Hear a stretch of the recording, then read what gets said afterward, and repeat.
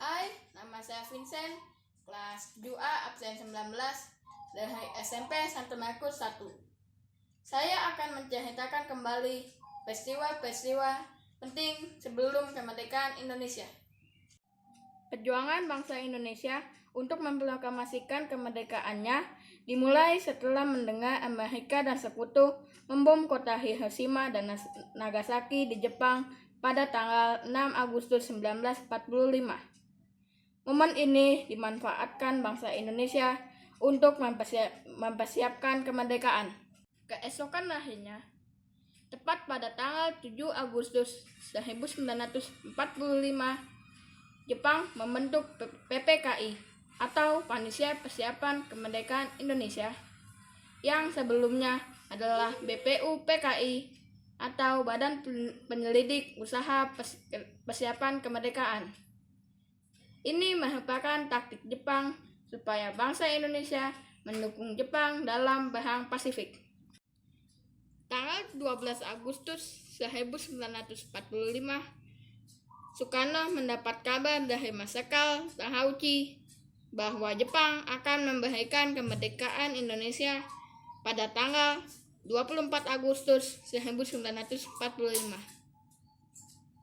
Tetapi para pemuda tidak percaya kepada Jepang. Maka para pemuda menyusun rencana untuk menculik Bung Karno dan Bung Hatta. Dan tanggal 16 Agustus 1945, para pemuda menculik Bung Karno dan Bung Hatta dan dibawa ke Rengas Dengklok supaya tidak terpengaruh oleh Jepang. Dan terjadi perdebatan sengit antara Bung Karno dan para pemuda. Akhirnya Bung Karno setuju dengan para pemuda untuk memerdekakan Indonesia. Akhirnya Bung Karno dan para tokoh proklamasi berkumpul di rumah Laksamana Tadashi Maeda. Di sana para tokoh proklamasi menyusun teks proklamasi Indonesia. Dan pada tanggal 17 Agustus 1945, pukul 10 tepat, di kediaman Bung Karno di Jalan Pegangsaan Timur nomor 56, Bung Karno memproklamasikan kemerdekaan Indonesia.